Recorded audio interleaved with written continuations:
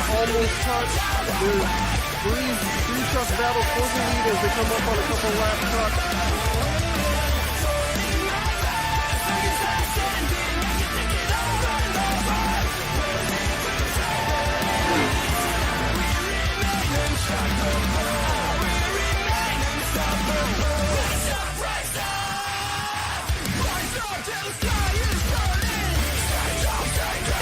Luis is definitely not going to let him in. Here comes Sobczak, and he's going to take him 3 wide down to the line.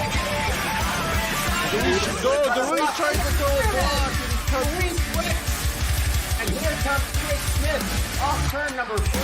Wesley Bechdel might have a shot at the win here. Here they come to the line. Oh, he gets the back. And Bechdel.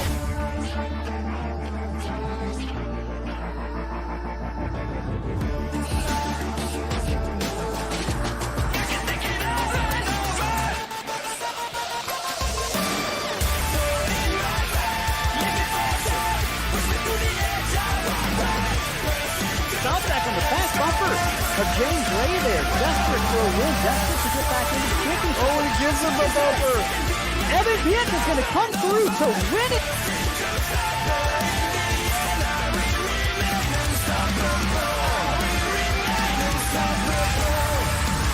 Coots hanging tough. Oh, Jones is loose. He's going to drive up into him. Can Coots hang on to it off the corner? Coots gets it.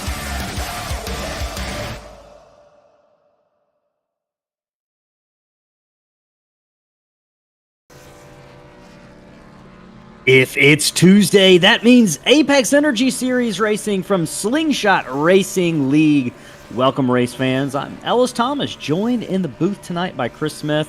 We're bringing you live racing action in the Xfinity B-Class cars from Las Vegas for the Scott Tompkins Can't Finish 150 presented by 3D1M Racing.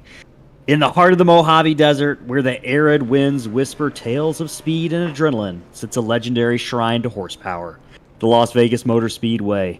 Nestled like a diamond in the rough, this iconic racing sanctuary stands as a testament to the audacious spirit of the American West. A 1.5-mile D-shaped oval with 20-degree graduated banking, Las Vegas Motor Speedway hosts NASCAR's Top Stock Car Series and has been a venue for top-tier open-wheel competition as well. A state-of-the-art motorsports facility, its nickname, the Diamond in the Desert, is well-deserved.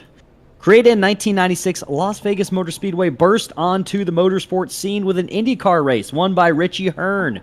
Just 2 months later, the thunderous roar of NASCAR engines echoed through its oval. The pivotal moment came in 1998 with its first NASCAR Cup Series date won by legend Mark Martin. And the seismic transformation in 2006 revamped the oval into a fiercer stock car battleground. Banking, once only a modest 12 degrees, surged daringly to 20. The corners, banked progressively, added a strategic challenge. Higher on the racing surface meant steeper banking. This dynamic evolution turned each lap into a ballet of skill and strategy. And of course, in this city, you can't forget about Lady Luck and the role she'll undoubtedly play when the final cards are turned this evening. Chris, in case you didn't know, Las Vegas police use this track to train their officers for high-speed chases. Tonight, we're certainly in for some hot pursuits and games of cat and mouse. What are the drivers going to have to do if they are to evade their closest competition and walk away with a win in race number 11 of the Apex Energy season? They're going to have to tackle a very deceptively tough D-shaped oval. If you look at this track from overhead like we were in the pre-race right there, it looks like any other D-shaped oval. But drivers will tell you that the ones that are on the track tonight, that this is anything but an easy cookie-cutter intermediate track. We're going to be looking for cars to be on edge, especially down in turns 3 and 4 all night. It's going to be about saving that right rear tire as the cars look very, very, very uneasy through there, extremely loose. We got 116 laps here tonight. Fuel window around 53 laps, between 50 and 55. So we will have multiple stops here. Lap 63 is that stage mark, and that tire degradation is moderate on here, but I'm willing to bet we might see some people go on the extreme side of that, especially with their right rears. It's going to be interesting for sure. It's going to be all about how the drivers tackle this track tonight, Chris. And before we get to that tackling, before we get to some pre-race stories, we are going to hit up another favorite pre-race tradition here at Slingshot Racing. Everybody, please stand for the playing of the national anthem. We'll be back on the other end of the anthem.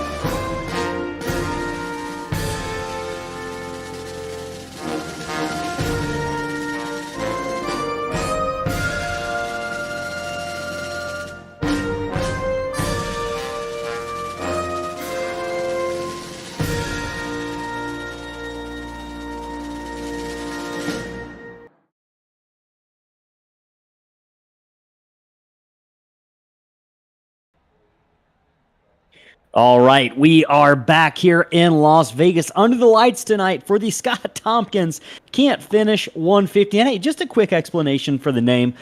We've got a couple of guys who race with us who are teammates with Scott Tompkins, and they like to give him a hard time. And it's kind of a league-wide joke that Scott's a great guy. We love Scott, but he's had some trouble finishing races over the course of the past few seasons. So the namesake of this race is a little bit in jest, but definitely in good-heartedness, if that's even the word tonight, as we watch a couple of cars take their qualifying lap. And before we get to some pre-race stories to set up our fans for this race, let's look at the points, because this is part of the story, Chris. With just 5 races, including tonight, left on the schedule, the championship is still undecided. Jacob Bradley has been consistent all season. That's what's built him a 38-point lead right now on Justin Wilson, who is definitely clawed his way back in the standings after returning to Slingshot Racing after missing a couple of races this season. Rye Jones in a pretty comfortable third, but all the movement and all the energy in this championship fight is going on for 4th place right now. You can see just about 10 points separate 4th, 5th, 6th, and 7th. Rapp, Colby, Sobczak, and Bechdel, with Gardner not too far behind. Chris Pierce working his way back into the top 10 after a few weeks out of it, Chris. But this battle for 4th is going to be intense, and that is a battle for money. So we'll be keeping an eye on that championship battle, not only up at the top, but some interesting stories going on throughout that field. Rapp without a win, Sobczak without a win, Bechdel without a win. Colby's got his win at Talladega, going for another one tonight, Chris. But definitely going to be some stories to follow in terms of points as this race reaches its conclusion later on in the evening. And speaking of other stories, let's look at the stories to follow and keep an eye on. First thing we're going to mention tonight, there's a little bit added incentive for these drivers. Money is on the line, not tonight, but next week. This is part of the Apex Energy Dash for Cash program, in which tonight is the qualifier race. What that means is the top 6 finishers tonight will then race each other next week to win a potential $50. The highest finisher of those 6 next week will automatically win $25, but if they win the race, they'll double their money and they'll take home a $50 cash prize. So some incentive to finish up front tonight. Second story, can anyone catch Jacob Bradley, Chris? Looking at the speed charts right now, he is qualified with the fastest lap, but he hasn't had that long run speed in practice that we've seen some of the other drivers have. So we ran a race with him the other night, just a practice race, and you noticed that Jacob seemed to not be quite as good on the long run. Talk about what that might look like in terms of impact on his race tonight. Well, I mean, he could have learned a lot of things that helped him out. Just because that didn't work out well for him doesn't mean tonight won't. He might have learned some things that will help him, and I think it's going to be a story all night. That's our third story right there that you see, save that right rear. I think that the drivers who are able to keep that right rear underneath them for longer in the race, I think that they're going to be in better shape. If you're wearing out the right rear faster than you wear out the right front, you're just going to have to slow down too much because it's going to get extremely loose, extremely edgy through the corner. So that's one thing that we're going to keep an eye on. We're also going to be keeping an eye on the driver of that number 70, Aaron Smith, currently fourth fastest in qualifying right now. He made his return to Slingshot last week, and can he make it back-to-back? That's going to be the question here. Can he make it back-to-back wins?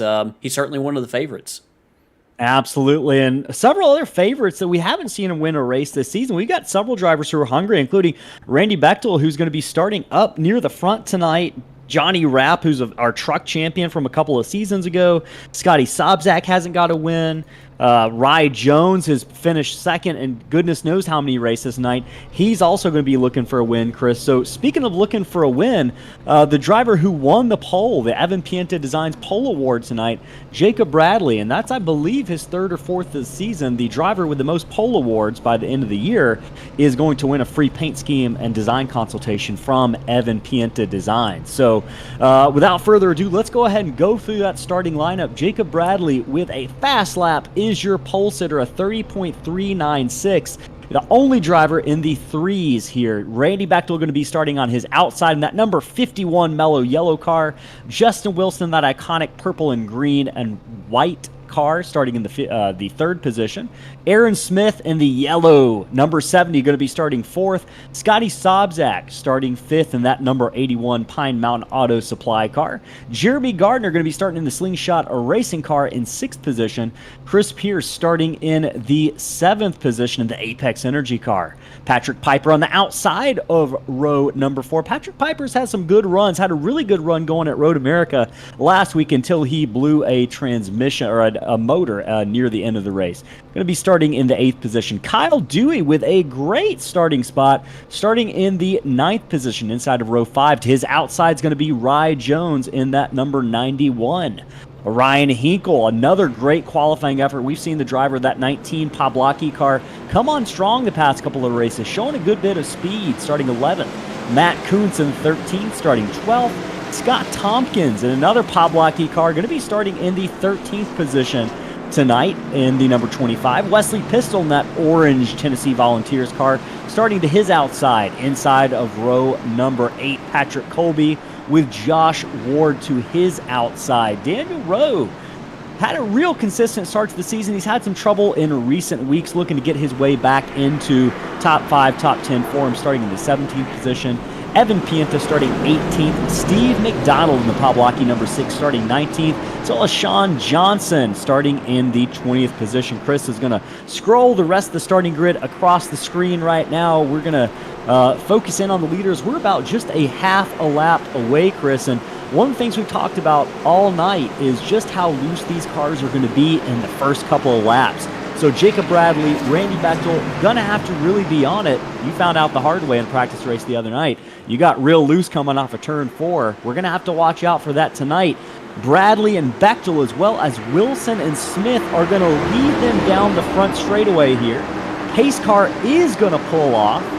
Top 4 cars are going to lead the way. Green flag is going to be waved by the flagman. We are underway here at Las Vegas Motor Speedway in the Apex Energy Cup Series. Bradley gets a pretty good start on the inside. He's going to drive it down into turn 1. Randy Bechdel to his outside. Nothing holding there. Backs up the outside just a little bit. It's going to open the door for Justin Wilson in that number 58. So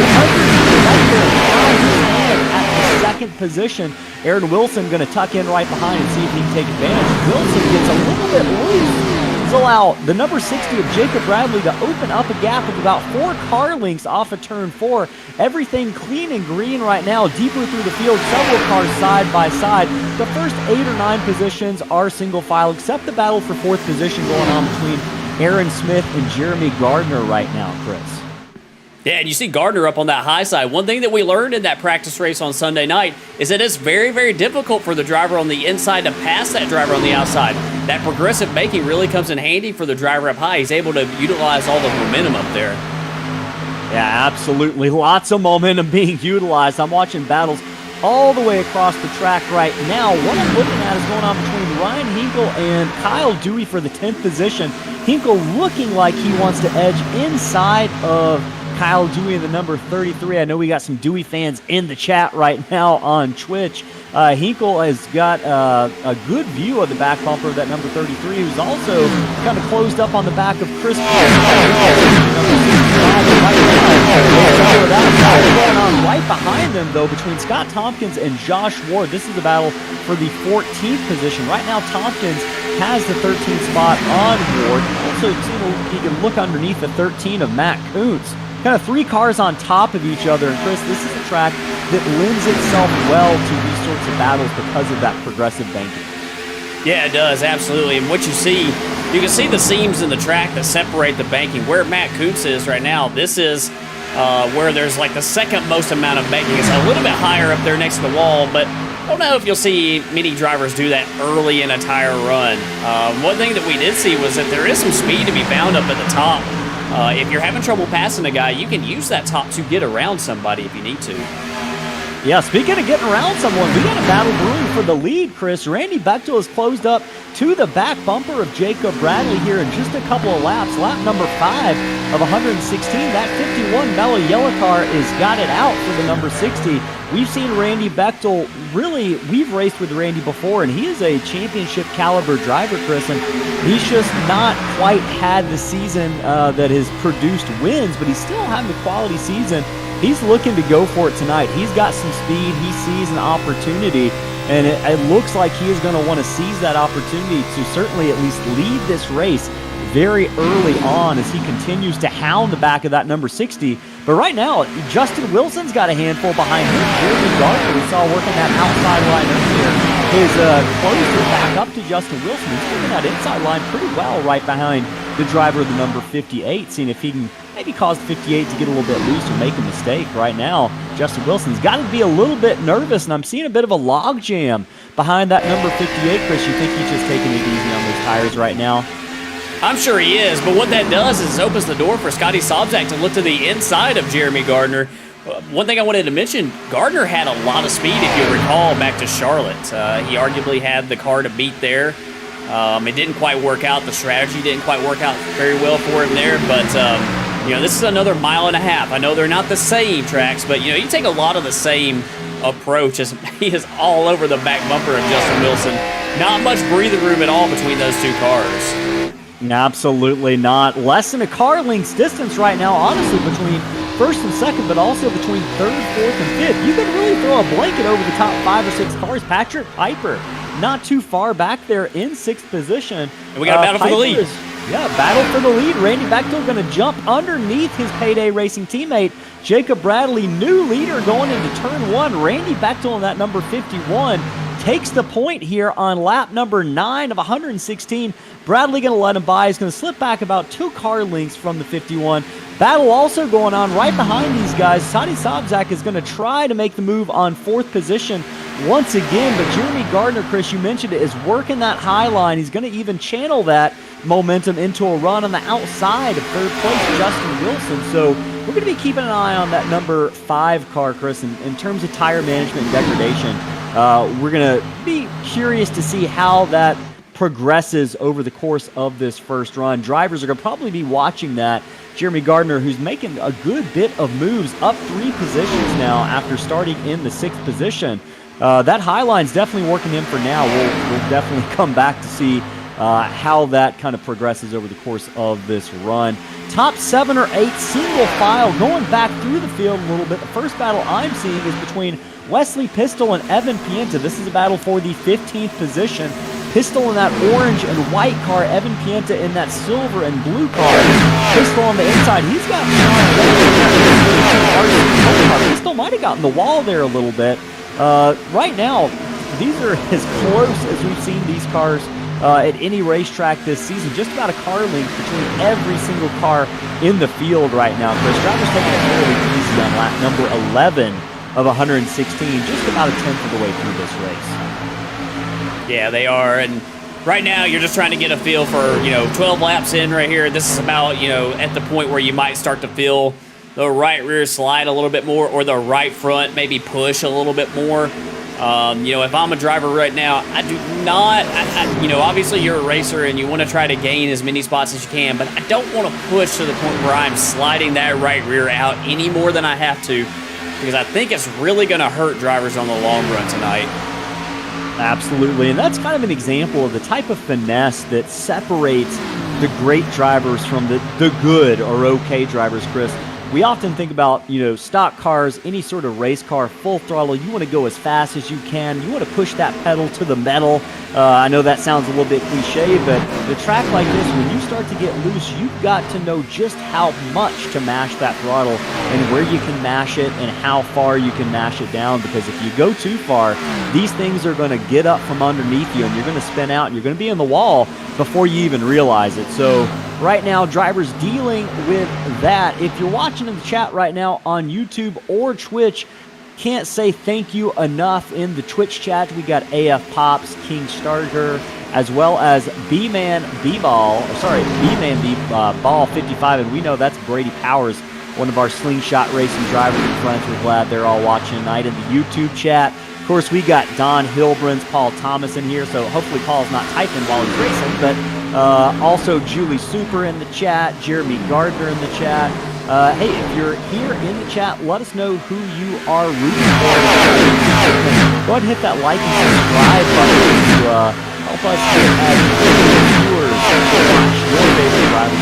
So let us know what driver you are rooting for. I know Don Hilburn says it's nice to see Erin Smith back. I know her favorite right now is Patrick Colby, but I'm sure she might be rooting on Erin Smith as well in that number 70. And to give her an update, Erin running right now in the 7th position, going for 6th right now as we say that, underneath Patrick Piper, who's going to slide back to 7th position. Yeah. And the Kyle Dewey fans in the chat will be glad to know he started in 9th and he's up to 8th position, so a solid run going for the driver of that number 33 car. Yeah, I was just about to bring up Kyle Dewey. He's doing a nice job. He actually chased this pack down here. I've been watching him. This is probably the best that we've seen him run on any track this season.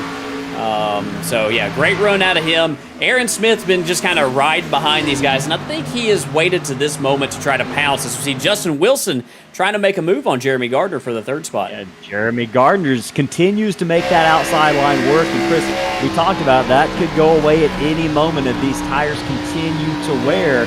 We're going to be keeping an eye on that number 5. He's showing a lot of speed on the top, but will that last? Hey, we also got a Rye Jones fan watching in the YouTube chat right now. Hudson Plant rooting for Rye Jones. Be glad to know Rye is running in the 9th position in that Driven Daylight iconic purple paint scheme. Rye's got a good run going there right now. So looking through the field at some of our closest battles. Oh, we got a battle right here between the 65 and the 55 for 12. Yeah. Evan Pienta working over that Apex Energy car. That number 65 of Chris Pierce has shown a lot of speed in recent weeks. Just with a shout out to Chris Pierce, who is a driver who we've seen just get better and better every single week. He is professedly not a oval racer, not a mile-and-a-half big track racer. So we see Evan Pienta and Chris Pierce get really close there here on lap number 19. I thought the commentator's curse was going to strike there for another moment, Chris, but unfortunately we stayed off calamity. But back to the point I was making, Chris Pierce has just gotten faster and faster on these big oval tracks. And that shows you what just being a respectful driver, what logging laps and learning from your competitors can really do for anyone who is, whether they've been on iRacing for a while or they've just started. Maybe you're curious about it. Just getting on there and running races and being respectful and knowing your limits is something that Chris Pierce has really excelled at, and it's made him a better driver as he holds off the 55 of Evan Pienta momentarily.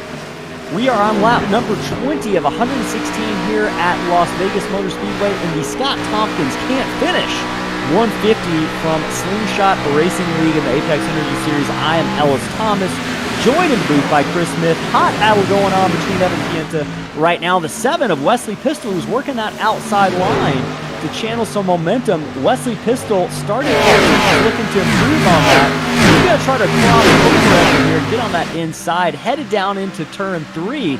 Evan slipped up on the track a little bit there on the exit of turn 2, Chris, and probably was lucky to keep it out of the wall after walking up the track a little bit.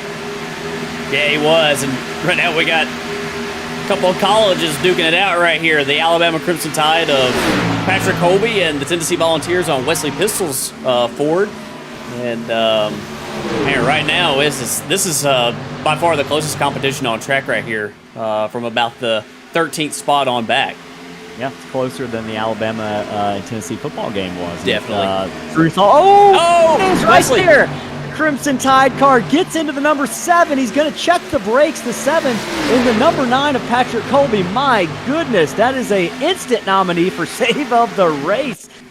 Pistol just got a little bit on the brakes more than I think Patrick Colby was expecting, who probably drove pretty hard into that corner. And man, that was a close one. Commentator's curse. I think there was some contact between, actually, looks like between Evan Pienta into the back of Wesley Pistol before that. Might have got Wesley a little bit loose, and he was driving down the track, and that caused that contact with the 9 of Colby. Yeah, but both drivers, great heads-up driving there. The Pistol got off the gas. Sean Johnson a little bit loose on the front straightaway. He might have trouble here on lap number 24. He's going to gather it back up. Pistol's going to go by. Sean Johnson's going to lose at least 2 or 3 positions there. But back to the point about the 7 and the 9, Chris. Pistol got off the gas, and Patrick Colby, I know he got into the back bumper of him. He got squared up, but you can see Colby got off the gas and probably on the brake as well to avoid further incident there. So great heads-up driving by both of those guys on lap 24. We remain green, coming on a quarter of the way into this race, Chris. We mentioned the fuel window was somewhere around lap 50 to 53. We see that here. Right now, we are without a caution. We're just about halfway through the fuel cycle. I think it's a great opportunity to hear from our partners at Apex Energy as we watch the driver of the number 65, Chris Pierce, try to work his way back up through the field, but we'll go ahead and hear it from our partners.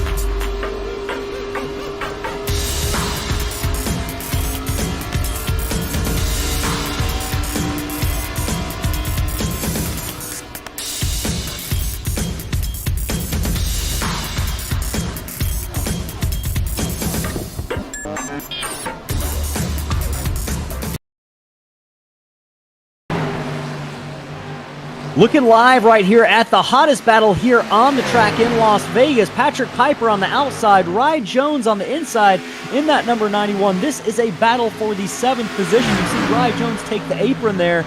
He's going to take a run down into the inside. They've got a battle brewing behind them as well, headed down into turn 1 right now, Chris.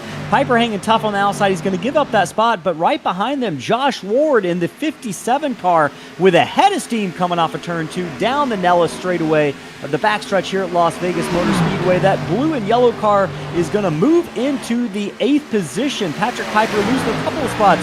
Going to try to take it back, cross over Ward here on the front straightaway. Ward slipped up the track just a little bit. He's going to have to continue to deal with Piper down here into turn number 1. But don't look too far back, because Scott Tompkins in that number 25 is up from 13th position starting tonight to 10th position, looking to improve on that tonight in his own named race. The Scott Tompkins can't finish 150 right now, doing a pretty good job. About a quarter of the way to the finish, and Scott Tompkins is still in it, going for 9th position right now on the outside of Patrick Piper. Yeah, looks like Scott Tompkins, Josh Ward, those guys got some pretty good long run pace here. They're rolling up through the field here as we get more and more laps on these tires, and doing a really, really nice job. And, Scott wants to have a good showing tonight in this race that's, his namesake. So, he's looking around. It looks like he's trying to get out of Josh Ward's mirrors right there. Starting to see here the guys who maybe saved their tires at the beginning of the run versus the guys who have, pushed a little bit harder. I'm seeing Aaron Smith. He's just recently moved around Scotty Sobczak up into the 5th position as well. So we're going to be trying to watch some of these guys that are moving up through the field and some guys that maybe are falling back just a little bit because they pushed a little too hard early on. Absolutely. One of the other battles going on the track right now for 13th position between Evan Pienta and Ryan Hinkle and that number 19 Pawlacki Ford Mustang. It looked like Hinkle was trying to make a move to the inside of Evan Pienta. From Evan Pienta, I'm looking in that rear view mirror right now, seeing that neon blue Pawlacki car, getting a little bit close to my left rear quarter panel. Might be a little bit nervous, but Ryan's a good driver. He's a courteous driver. He's going to take it easy on Evan here, but looks to the inside on that corner. They've got Johnny Rapp right behind them. Johnny not as fast as I expected him to be right now. I know we've got some Johnny Rapp fans watching in the chat right now. Let's take a look at this roll speed camera. I'm sorry, I caught it out the peripherals, Chris. I'll go back to it for a second. Just give the viewers a look here as to the comparison between Ryan Hinkle and Evan Pienta in terms of how both of those cars are able to roll the corner. Chris, what does rolling the corner mean when you say that? It just means, they're able to, their center of the corner speed is high. Oh, we got some contact up ahead. Yeah, up ahead, we got a lot of racing going on between Scott Tompkins and Josh Ward and Patrick Piper. I saw a lot. Oh, it's Kyle Dewey. And there goes Patrick Piper sideways, but he saves it. Saves it. A great save by Patrick Piper here on lap number 33 of 116, Chris. We have had some great saves tonight between so many of these guys out here. You got a pack of cars, about 5 or 6 cars here on top of each other. This is really starting in the 11th position. Ryan Hinkle in 12th, Evan Pienta, Chris Pierce, Johnny Rapp. You could throw a blanket all over these cars right now as they head down into turn number 3. Settled itself out a little bit. Ryan Hinkle not letting Patrick Piper go, though. He's going to try to draw even with that back bumper. Square him up coming onto the front straightaway here, crossing the line here, lap number 35. They've sorted it out single file for now, but yeah, you mentioned it. This was a hornet's nest for a couple of laps. Don says, nice drifting. I could not agree more with you, Don. We've seen a couple fat drifts tonight on the track as we see Ryan Hinkle get to the back bumper of that number 38. It's just a little letting you know I'm here sort of nudge as they head down into turn 3, Chris. Yeah, and what we see the cars that are stacking up behind the 38 of Piper. I think Patrick maybe has made his tires, his car is just super, super loose. I think that he's made his tires angry. That right rear tire is probably pretty hot right now. So, if you're Patrick, it goes against everything that you stand for as a racer, but, might want to take just a few laps here just to calm down, take it easy, not wear those tires any more than they are already worn out right now. As Ryan Hinkle looks to the inside, looking to take that spot away from Patrick Piper as Johnny Rapp's down on the apron here. Is he pitting? Oh, Patrick Piper into the wall as soon as Johnny Rapp gets down the apron. Sorry to change the subject, but that number 38 has been running up front all night long. Just got the wall on the exit of turn 4, and it created a bit of a disastrous corner for several drivers. Everyone stays out of major trouble, but Patrick Piper going to lose several positions on that wall hit coming out of 4. It's going to cost Evan Pienta some time, as well as Chris Pierce and Wesley Pistol. And yeah, Johnny Rapp, you mentioned it, Chris. He is our first taker. Actually, I'll go back 2 laps. Patrick O'Toole also had enough of that first tire set, and he came in on lap number 36. So we've had 2 drivers tonight come down to pit road. Johnny Rapp getting it fired back up, coming off of pit road in that number 52 Mission Barbecue car. Randy Bechdel is your leader, though, on lap number 38. He has led the majority of the way tonight. Chris, he's doing it in pretty good fashion. He's got about a second lead on Jeremy Gardner, who has moved into second place after starting in 6th. I think we've gotten our answer, Chris. I thought we were going to see the tires on that number 5 fade a little bit quicker than we actually have tonight. Are you surprised by that? I just try to think back to that race at Charlotte, where we saw Jeremy have good fire-off speed and good long-run speed. And he's showing that tonight. He's proven that tonight. And Randy Bechdel is too. You know, Randy went up there, and Randy's not one to charge, you know, super early in the run. He's really good, you know, later in the run. And, you know, he went around Jacob Bradley and, you know, has just continued to pull away from him as we see Aaron Smith move up one more spot, gets around Justin Wilson up to the 4th spot. And I'm looking at lap times. I'm curious right now, Aaron Smith's last lap was a 32.5. Randy Bechdel and Jeremy Gardner are still running in the 4s. They're the only 2 drivers in the 32.4. Wesley Pistol, I will say, ran a 32.4 as well. He's running back in 12th, but you're right. Aaron Smith kind of methodically working his way through the field. Right now, working the back bumper of Jacob Bradley, who is your points leader, now racing with last week's winner, Aaron Smith. It looks like Smith's going to be set up for that pass coming down into turn 1. Bradley probably not going to make too much of a fight. A little bit loose on the outside, though. I say he's not going to put up a fight, but he is going to try to hold serve here with Aaron Smith to no avail, though, off of turn 2. Despite the momentum that outside line had been carrying, Jacob Bradley was a little bit loose into that corner, and now he's going to open the door for Justin Wilson and Scotty Sobczak for the 4th position. So great battle going on here, 4th through 6th, or 7th or so. 4th through 6th, I should say. 3rd through 6th. As Aaron Smith is going to clear Jacob Bradley up into the 3rd spot. You know, we've got roughly, I don't know, we don't know how, you know, close our numbers are here, but, you know, we're about 10 laps away roughly from our first stop. So from the leaders, at least, they can go that much further on fuel. Don't know if any of them will pit any earlier than that, but I know there's a lot of drivers that are looking to get new tires on their cars. Jacob Bradley might be one of them here these past couple laps. The pace looks like it might have fallen off a little bit. Yeah, several drivers have seen their face, not their face. Hopefully their face didn't fall off, but their pace definitely fell off. Sean Johnson and Ryan Jones, 2 of those drivers who came down pit road just a couple of laps ago. Also, we mentioned Johnny Rapp, Scott Tompkins, Patrick Piper, Evan Pienta also made a trip down pit road, joined by James Danforth within the past lap or so. Kyle Dewey in that number 33 is on pit road right now, giving up a top 12 run for Kyle Dewey. But once the pit stop cycle kind of finishes out, I'm curious to see what this early pitting does for these drivers who are going to get on fresh tires. And we'll kind of look at their lap times and see where they are compared to the guys who are still out on those older tires here, because that could make a difference in terms of maybe jumping up a couple of spots, at least early on in this next run. It absolutely will. And the closest battle we see on track right now is the battle for the 7th spot. Josh Ward with pressure from Ryan Hinkle from behind. Hinkle is looking to close up on the rear bumper of Ward. Great run out of Ryan Hinkle tonight, showing a lot of pace here. Yeah, absolutely, and he is not afraid to mix it up with some of these guys. Right now, we've seen him get pretty close, respectfully close, to the back of several of these drivers' cars, and he's definitely, we've seen a level of aggression, not in a bad way, out of that driver, the number 19 Pawlacki car tonight.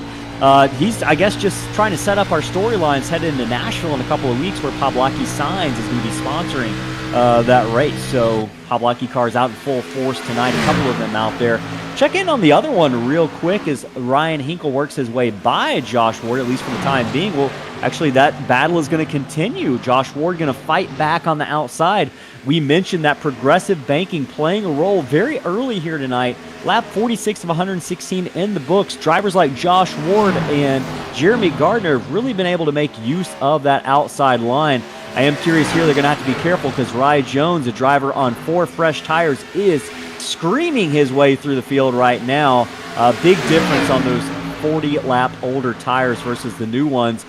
Ryan Jones got to be really careful here as he goes on the outside. He's going to look to get by as quickly as possible. I guarantee he's breathing a sigh of relief right now as he works his way by those slower cars on older tires. Yeah, and Ryan Hinkle is... One thing I noticed before, when he really closed up on Josh Ward, it was down here on this end of the track. I think Josh Ward is really struggling down in 3 and 4. But, you know, like we talked about, he's able to use that high line just to keep Ryan Hinkle at bay. Ryan just cannot use all the track because of Josh Ward using that high line like that. I think if he gets through here good enough, it's not even going to matter, as he does clear the driver of the 57 off of turn 2 here. Right now, this race settles itself out a little bit down the Nellis straightaway. That backstretch here at Las Vegas Motor Speedway. Chris Pierce slots back there in the 9th position, joined by Wesley Pistol not too far behind him. I saw some action out of the corner of my eye all the way back there in 11th and 12th position. That seems to have sorted itself out. I think that was caused by Jacob Chase coming to pit road in that number 43 car here on lap number 49, but several drivers have not taken their pit stop, Chris, and I'm trying to figure out maybe what the line of thinking is, because I think if you're one of those drivers who came in on around lap 40 to 45, you're definitely thinking you're splitting this race into 3 different segments. Don asks, how many sets of tires, as we watch a big battle go on right now back here with Chris Pierce and several other drivers. This is a battle, I think, through for 8th position. I know this includes some faster cars like Johnny Rapp on fresh tires, who's trying to thread the needle here and get through there, as well as Scott Tompkins, Evan Pienta, Patrick Piper, several of these fresh tire drivers trying to work their way through these older tire crowd here. This is not a battle for position, though, at the moment. No, it's not, but you see just the difference in the tires right there as Johnny Rapp, all those guys lined up on the bottom. The guys, that were on the outside are currently still on the lead lap. The guys who still have to make a pit stop coming up on their pit stop here. That just shows you the closing distance, and you have to be, hyper aware of that closing distance here as we see Scott Tompkins continue to work his way up through the field right there. See Jacob Bradley sort of slipping back a little bit into the clutches of this group. Ryan Hinkle is the next one he has to worry about for position, as I think that, no, not this time, but yeah, it looks like Hinkle is really closing in fast on Jacob Bradley here, and wanting to take that 5th spot. Just looking at their previous lap time, Hinkle was about 0.4 faster on that past lap as we watch him. You mentioned it, really closing in. Jacob Bradley is struggling with those tires in a way we have not seen him all season, Chris. I know we talked about some of the weaknesses we maybe saw, maybe a little bit uncharacteristic for Jacob Bradley this season right now as he falls into clutches, as you mentioned, of the driver, the number 19, Ryan Hinkle. This is a battle for the 6th position. Bradley going to be given no choice but to really heed that position over to the number 19. For now, we've seen Jacob Bradley a little bit loose on the outside there. And Chris Pierce and several other cars also catching Jacob Bradley as well. So, yeah, we haven't seen this. We have not seen this all season out of Jacob. Jacob's been very, very consistent on the long runs all season long, and just looks like it's a handful right now. It's like he's having a really hard time, especially down in 3 and 4. Yeah, definitely. We've seen that car a little bit loose on the outside right now. He's got Chris Pierce and Wesley Pistols not too far back from those guys. Chase Berry also closing in. And yeah, just look at Jacob Bradley's speeds, really a couple of tenths off from all the drivers closing in on him. He's going to lose another position here potentially to Chris Pierce, who's going to jump to his inside here. Lap 54, Jacob Bradley doing everything he can to hang on to this car. He's getting close, I would imagine, to a pit stop, and I think the thinking here is you're going to want fresher tires later on in the closing laps of the race, but he's definitely paying a price in terms of track position right now because he's about to lose the 8th position. Oh, Brad to the wall, Pistol on the backstretch. Barry and Pistol going to collect the number 60. That is an example of just being in the wrong place at the wrong time. Caution out on lap 55. That is your championship leader sitting in the pits with substantial damage. As we watch the replay here between these two drivers, Pistol was there, and Bradley, whether it was by choice or just what the car forced him to do, kind of went up the track, and you can see the hood of that number 17 Chase Berry machine fly off. This is not the caution that Jacob Bradley wanted to see.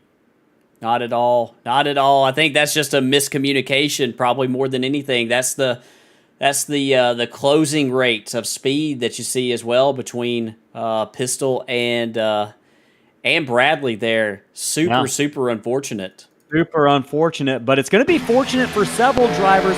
who have not made their pit stop yet. It's going to be fortunate for several drivers who had already gotten their lap back. Randy Bechdel, Jeremy Gardner, Aaron Smith, Patrick Piper, Scotty Sobczak, and Justin Wilson all coming to the attention of their pit crews here on lap number 57 at Las Vegas Motor Speedway. We are under caution for the first time tonight after an incident between points leader Jacob Bradley and Wesley Pistol. We're going to watch this race off of pit road between the leaders. We've seen track position be very important tonight, Chris, certainly as the runs go on. So every position counts as these drivers are certainly hemmed in a little bit by the speed of their electronic pit crew. That race is going to be won, I believe, by Aaron Smith. He's going to edge Randy Bechdel by a nose. Looks like the computer has gone ahead and given that position to Aaron Smith. He's going to be first. Randy Bechdel is going to come off pit road second. Jeremy Gardner third, as well as Scotty Sobczak in fourth, Justin Wilson fifth, Piper sixth, and it looks like Ryan Hinkle is going to be sixth, Justin Wilson in fifth position. So quite a turn of events, Chris, here. This is, we are almost about halfway. In fact, that is exactly... This next lap is going to be the exact halfway point, and I'm curious, does this make this a single stop race if we go green the rest of the way? It's a good possibility. We're going to ride on board here with, go back to this incident right here, because this is a big incident. This is our points leader, Jacob Bradley, and let's watch this center of the corner speed right here by Wesley Pistol. We're going to go all the way back, riding on board with Wesley. And Wesley is running in this middle lane right here. And you see Jacobs, I just think they just met. I mean, it's, at the end of the day, it's hard to assess blame. I think that, you kind of got to take the, approach of, it's just two guys running really close together. If I don't know if our race controller Sam Maxwell has assessed blame on anybody. There has been a penalty assessed that has been handed down from race control director Sam Maxwell. The EOL has been handed to the number 7 who has been given responsibility for that crash. And I would imagine the thought process here, I can't speak for Sam, but I will attempt to give my viewpoint on it. I think he's probably going with the fact that the 7 was coming up on such a high rate of speed that he maybe just forced the issue a little bit too much there, as the number 60 kind of also was moving up the track a little bit. But for Wesley Pistol, it's fair, but it's not going to make a huge difference as Wesley Pistol sits in the pits right now after that lap number 55 crash that, Chris, if there ever was a need or a call for the saying championship implications, that's right now. It is on that lap number 55 crash that took out not race leader, but championship points leader Jacob Bradley. And right now, Chris, all eyes turning to the number 58 of Justin Wilson, who's going to be lining up on the inside here of row 3 in the 5th position. If you're Justin Wilson, Chris, with so many cars in the field tonight, Jacob Bradley's going to finish at least 32nd. Yeah. This is an opportunity, potentially, I say potentially, for Justin Wilson to take the championship lead if he can walk out of here with a top 3 finish tonight, most likely.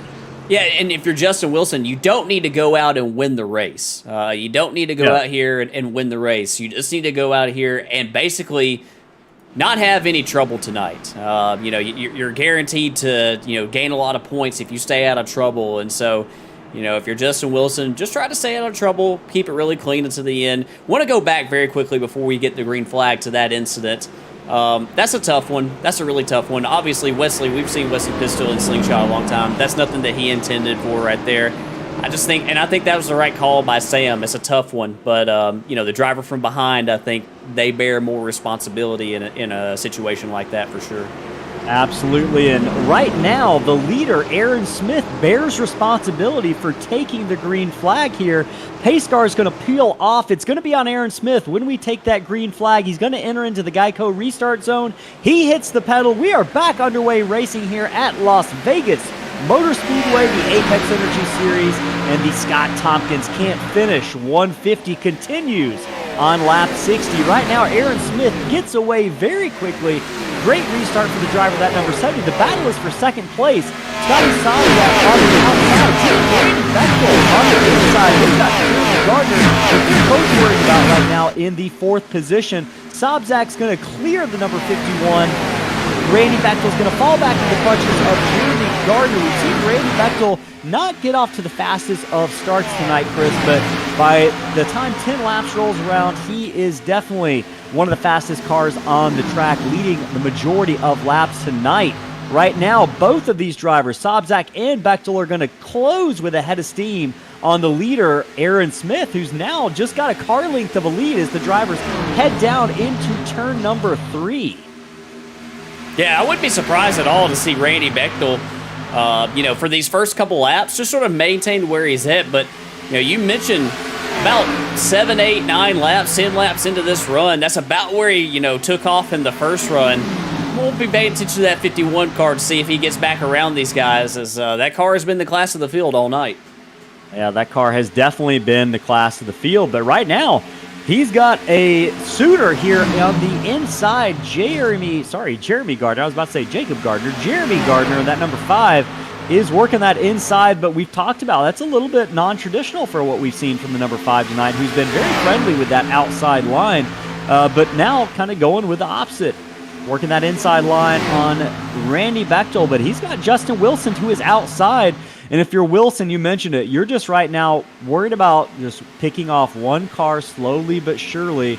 He's got a real opportunity to close this championship battle to almost dead even tonight, as the driver, that number 58, works his way up to the 4th position. The lead right now is heating up, though. Scotty Sobczak working the inside down into turn 1. Aaron Smith's going to give up that lead. He's also going to give up 2nd, and he might give up 3rd to Justin Wilson if he can't get a run on the outside off that corner. He's going to find a hole. He's going to slip in front of Justin Wilson down the Nellis straightaway, down that backstretch. Jeremy Gardner also in the fray here, back in 5th position. Ryan Hinkle behind those drivers, but right now the battle is for 2nd place. Now 3rd is Justin Wilson, is all over the back bumper of that number 70 of Aaron Smith, last week's winner at Road America, as they head back down into turn 1. Once again here on lap number 65 of 116. Justin Wilson looked like he was a little bit loose there in turn 2, Chris. He tagged the apron a little bit down there. He just got a little bit too low, and it upset the car, and lost a little bit of ground to Aaron Smith. We were watching Aaron Smith right there. I think Aaron's got a game plan, and he is going to try to execute it tonight. He is not interested in racing really, really hard at the beginning of these stints. He's got a pace that he wants to maintain, and it looks like he is sticking true to that game plan, as I think that he believes that this race, based upon what we saw in that first run, there's a chance that it could go green to the end here. Definitely a chance based on the green flag runs that we've seen before that lap number 55 incident that took out the championship points leader, Jacob Bradley. Hey, we're going to talk about James Suggs. Might have had an incident earlier. Not sure. He's disconnected. I'm not sure if he had some contact on the racetrack or not. Patrick O'Toole also dropped out of the race before that lap 55 incident. But right now, Scotty Sobczak giving up a lap to Rye Jones, it looks like.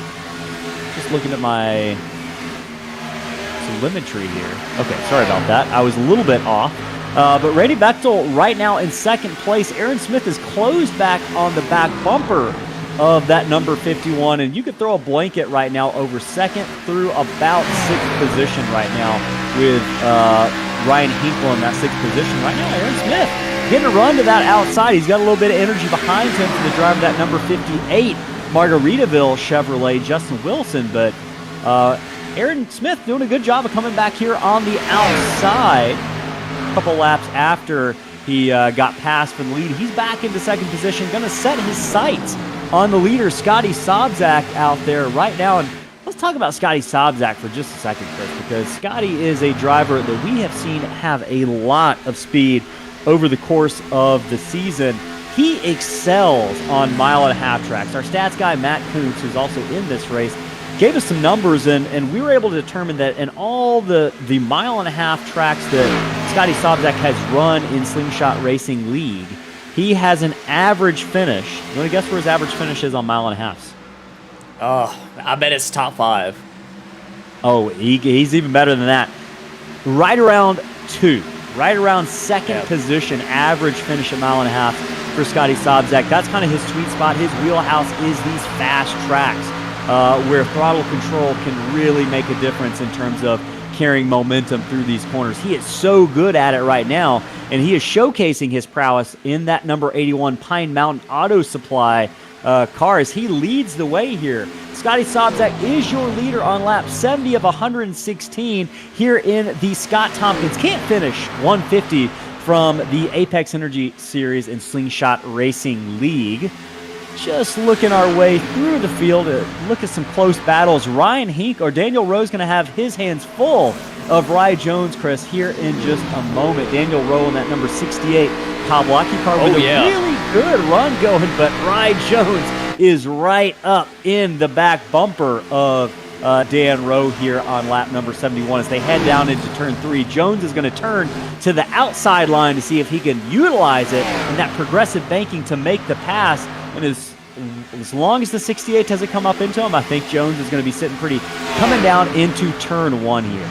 Yeah, I want to mention really quickly about Rye Jones. He is on, his night has transpired a little bit different than some of these other drivers. He currently is on his second set of tires. He came to pit road early, was able to get back on the lead lap, and decided that, with the extra set that we have this season, there's, not as much pressure to hold on to that set. So Ryan right now has, taken his second set of tires. He has another one in the pits. Probably feels pretty good about it based upon how the night has gone so far. Hopefully the situation doesn't, transpire where we have multiple cautions and he needs them. But Scott Tompkins is another one, Wesley Pistol as well. So, we'll be watching to see how things work out for these guys as the race goes on. I want to mention very quickly, driver in 6th spot, Ryan Hinkle.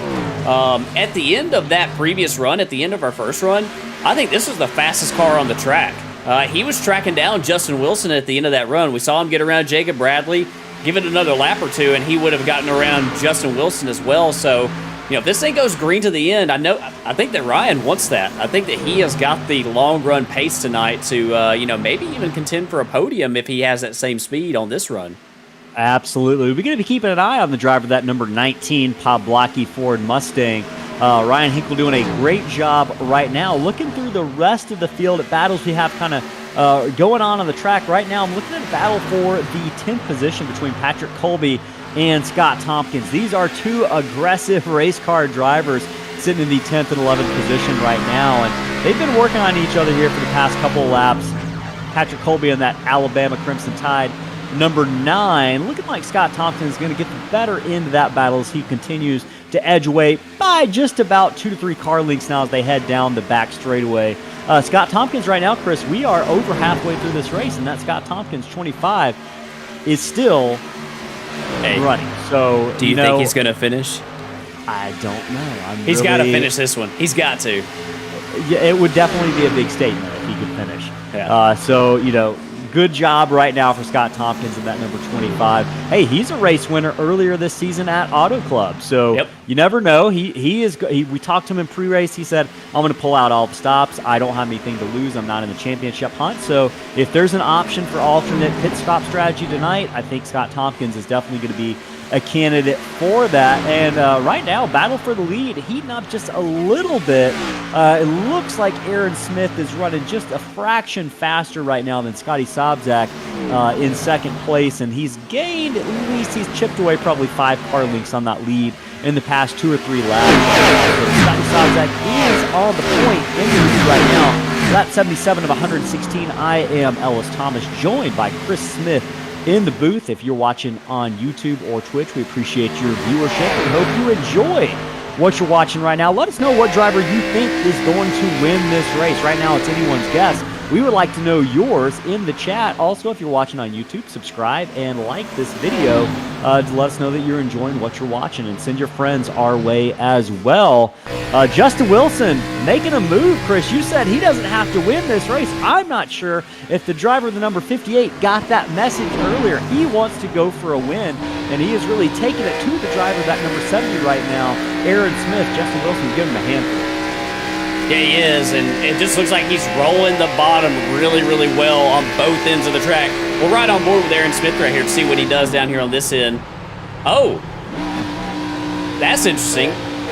You might have heard Aaron Smith clutch it right there. Yeah, so trying to save a little bit of fuel. It's going to be tight. It's going to be really close. I think what we mentioned after that first round of pit stops, I think you're going to have a couple of drivers try to make this a single-stop race. Aaron Smith seemingly fitting into that category right now of drivers who are looking to only pit during that last caution. They're going to try to make it the rest of the way. They definitely think that with only about 36 laps left in this race, Chris, we are headed in a very green flag run direction. Aaron Smith definitely thinking so right now. So yeah, Aaron Smith, yeah, we can listen in. Listen in down here in turns 3 and 4. You'll hear him clutch it right there. And he doesn't get back in until right there. So, yeah, he's, corner entry right there. He's just using that entry speed of where he would be off throttle to clutch it. You got to be really careful about that. Sometimes you can get yourself off balance and, mess your timing up, especially somebody like me who's nowhere near as good as Aaron would do that. So, but Aaron's a pro. He's really, really good at this. And, maybe we'll be listening to a few more drivers to hear if they're doing that as well. Yeah, I am definitely curious. As we watch a battle right now, we mentioned Justin Wilson putting the heat on the number 70 of Aaron Smith, but right now that number 58 has a mirror full of the number 5 of Jeremy Gardner, who's kind of been a quiet car through much of this race, just biding his time, running in the top 4, top 3, but he is seemingly coming in slowly to the picture here for one of the cars that is going to be in contention for the win, running some of the fastest times on track. That last time by, Chris, he was the fastest car in the field based on the numbers I'm seeing. So Jeremy Gardner is coming on late here with just about 35 laps left in this Apex Energy Series race at Las Vegas. And fun fact, just looking at some of our stats for Jeremy Gardner, you want to guess his average finish on mile-and-a-half tracks here in slingshot racing over the course of the season? I don't know what it is, but I'm willing to bet it's very good. 4th place. So showing his prowess, he is running in 4th right now. So he's looking to better that average just a little bit. Hey, man, that's a pretty looking paint scheme. That number 5 slingshot on the hood, that camo, that red, black, and gray camo. Looking really good here, sparkling in the night here under the stars in Las Vegas. We are 83 laps down of 116. I'm Ellis Thomas, joined in the booth by Chris Smith. Great battle going on for 3rd between Jeremy Gardner and Justin Wilson, who's looking like he is going to close the championship gap to just a few points after Jacob Bradley's misfortune on lap number 55 earlier this evening. Looking deeper through the field, Chris. Hey, real quick, Ellis, before we go deeper in the field, I want to mention another driver we were riding on board with right there, Justin Wilson, another one who's clutching it, another one who's saving fuel. And so we've got several drivers who are thinking this is going to go green and are looking to make sure that they can make it on fuel. I want to look back in 25th position. Brandon Waldrop in that number 15 Martin Sports Toyota Supra having a solid run. After starting 33rd, he's climbed his way up 8 positions, and Brandon has been out for a little while dealing with some issues. We are so glad that Brandon is back in that number 50 this week here at Vegas. I know he's glad to be back, and right now having a solid run as one of the front runners for 906 Motorsports. Jacob Chase, his teammate, up in 20th, but great run going for Brandon Waldrop in that 50 car right now. Chris, glad to have him back as he is right now working on Wesley Pistol, but that is not a battle for position. Wesley Pistol a little bit further back. Josh Ward makes a pit stop.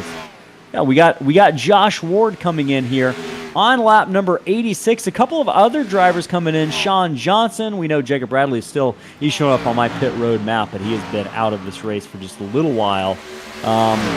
Looking through the field at what battles we got. Scott Tompkins back in 10th, battling with Chris Pierce, Patrick Colby. About a car length between each one of those drivers. Gap to the lead is just about the same it's been for the past several laps, so we'll focus in on this battle here for the 9th position. Patrick Colby, we mentioned having that scare earlier on with Wesley Pistol on lap number 24. Patrick Colby and Pistol did a great job of holding on to it. Unfortunately, Pistol couldn't hold on to it in that later incident, but Patrick Colby doing a good job right now, working his way back into the 11th position after starting in the 15th slot tonight. So forward progress is always what you're looking for as a driver, Chris, at these sorts of races. Yeah, absolutely is. As Scott Tompkins is putting a lot of pressure on Chris Pierce right now for that 9th spot, as Pierce looks like he's closing in on Daniel Rowe right here in the 68. These guys are catching row. It's like Pierce is going to make the pass. You know, if you're Pierce right here, maybe you want to complete the pass and put Scott Tompkins in a little bit of dirty air, but Rowe's going to make it tough on him as that's a teammate to Scott Tompkins. Not going to make it easy for him to get around him. Definitely not going to make it easy one bit. Scott Tompkins, Scott Tompkins got his hands full right now with Chris Pierce. You saw a little bit, it looked like there was about to be some contact between those two drivers as they head down the backstretch right now. Looks like they're going to settle it out for now. This was a battle for 9th position. Just looking through the field a little bit further. Josh Ward is on fresh tires. He is flying through the field. We're going to see what kind of progress he's able to make. He's got Evan Pienta right behind him. Those drivers almost have contact for a moment. Several drivers, Chris, opting for that splitting the race essentially into thirds. Going to try to work some magic over the last 30 laps of this race with those fresh tires. Josh Ward, Evan Pienta, Johnny Rapp, all kind of falling into that category. Yeah, battle for the lead, though. Go ahead. Yeah, I was going to say, we'll see some interesting things going on right there between Chris Pierce and Scott Tompkins. This might be a battle that we'll keep our eyes on. Scott is trying to look to the inside of Chris Pierce, but he's not really ever there. He just keep on looking, and Chris Pierce is, shallowing up his entry a little bit, saying, "No, sir, you're not quite there yet." And that can turn into an argument for position very quickly. It really can. And hey, speaking of quick, I'm looking at the timing charts right now. Rye Jones, who's coming into our picture, if we're looking at the lead, he's running back in 6th. He is running some of the fastest lap times on the track, certainly fastest to the top 5. We're going to see what his lap looks like here on lap number 91 being completed. Rye Jones, a little bit slower that time, but I believe he got kind of caught up with that lap car of Chris Blassie, so we'll maybe get a more accurate reading this time by. But this battle for the lead is tight right now. Aaron Smith making a move on Scotty Sobczak down into turn number 3, Chris. This is bringing back flashbacks and deja vu from the championship battle for our Apex Energy Cup Series a couple of seasons ago, where these two drivers just battled it out at a track a little bit further west at Auto Club near the end of the season, and those drivers were just neck and neck back and forth all night. Seeing similar shades of that tonight with just about 25 laps left here. Chris Blassie trying to get through here with the fresh tires in that number 15 car. Is going to force Scotty Sobczak high, and that's going to open the door. But just as I say that, Justin Wilson, Chris, is running the fastest laps on track right now. He's going to have the momentum off of turn 2. He's going to look to take that second position as these drivers make their way down into turn 1. Justin Wilson, man, we said it. He wins this race. He very well might take over the championship lead with that misfortune from Jacob Bradley. But they're the close. 70 and the number 58 could stick a paper between those two cars off of turn 2. Aaron Smith going to get, think better of it here. He's going to get his hands full with Jeremy Gardner for the 3rd position. But right now, Justin Wilson in that number 58 has his sights set on Scotty Sobczak. That time they ran identical lap times. Lap number 95, we are about 38 laps into this run, Chris, and the two leaders are running identical lap times. Jeremy Gardner's got something to say about that. Sobczak tagged the wall there off of 2. Yeah. Sobczak with contact. I'm going to see if that's going to affect his car headed down into 3 and 4. He looks to be fine. We're going to see if Justin Wilson's able to capitalize on that mistake, but he's got his hands full with Jeremy Gardner back there, who is hounding the back bumper of that Margaritaville number 58. He's not going to let Wilson get away. Gardner, we said, has been one of the fastest cars all night long. That time by, Gardner was the fastest car in the top 5. He's going to have an opening going down into turn number 3. Wilson's going to close the door on the number 5 of Gardner. Gardner's going to have to wait another lap if he's going to make a run at this. I'm just looking back at Randy Bechdel, Chris. What are you thinking if you're Randy Bechdel here on lap number 96? Just about 20 laps left. You led the first 40 laps of the race or so. Are you starting to get nervous, or do you just let the race come to you at this point and kind of be confident in what your long run speed's going to be like? I mean, if I'm him, I'm confident as Rye Jones is going to get to his outside right here for the 5th spot. But I don't know what everybody's doing up here. Like, I don't think that Jeremy Gardner is saving much fuel at all. We heard Justin Wilson clutching it again. You know, we've heard Aaron Smith clutching it as well. You know, like, what are these drivers all doing? Like, what's their agenda? You know, maybe Randy Bechdel is sitting in the best spot. He's been sort of riding back here in the 5th spot for a lot of this run. You know, maybe he's sitting in the best spot for fuel right now. You know, I'm not convinced that everybody on the screen right here in this lead pack, I'm not convinced they can all make it. Yeah, I based on what we're seeing with who's clutching and who's not, I think some people might be banking on a caution. Randy Bechdel and Aaron Smith almost go around on the exit of turn 4. Randy Bechdel kind of creeped up into the left side of Aaron Smith, but both drivers are going to hang on to it, and I think we all held our breath there for a second. Maybe a little bit of netcode. Maybe it was a little not as close as I thought it was from my angle, but I think still Randy Bechdel is glad to have gotten away with that one as he's going to slide back into the 5th position here.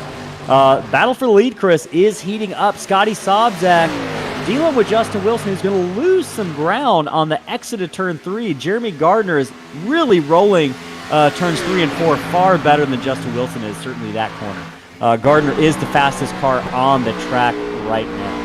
Yeah, we don't hear Scotty Sobczak clutching it right there. Of course, he can still be saving fuel without clutching it, but, you know, he might have been doing it earlier, too, and he might feel good about, you know, the time that he has left here. But I'm showing these guys with about, 42 laps run on this stint up here. You know, and with 16 to go, man, that's a long ways. I know a lot of that was during caution. It's going to be tough. It's going to be really tough to do it, so I'm going to be interested to see who's got the fuel to make it to the end here. Yeah, absolutely, Chris. The top 7 drivers are all within a second, about a car length between each one of them. Sobczak into the wall once again off of turn number 2.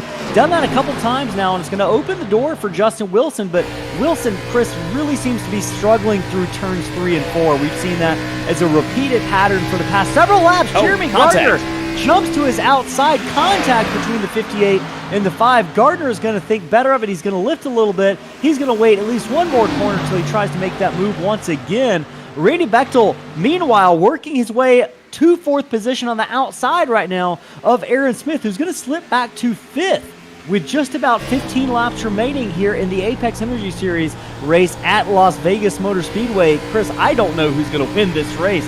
I think it's anyone's guess. You've also got Josh Ward coming up through the field on fresh tires, trying to get his lap back just in case there's a last minute caution here. But man, all 6 or 7 of these drivers right now, including Ryan Hinkle, all the way back to 7th. If this thing goes green, any of these drivers can win because you just don't know what's going to happen as the laps click off here. Scotty Sobczak has a lead right now. Justin Wilson 2nd, Gardner 3rd, Bechdel in 4th, but they've been trading back positions for several laps, really all night long.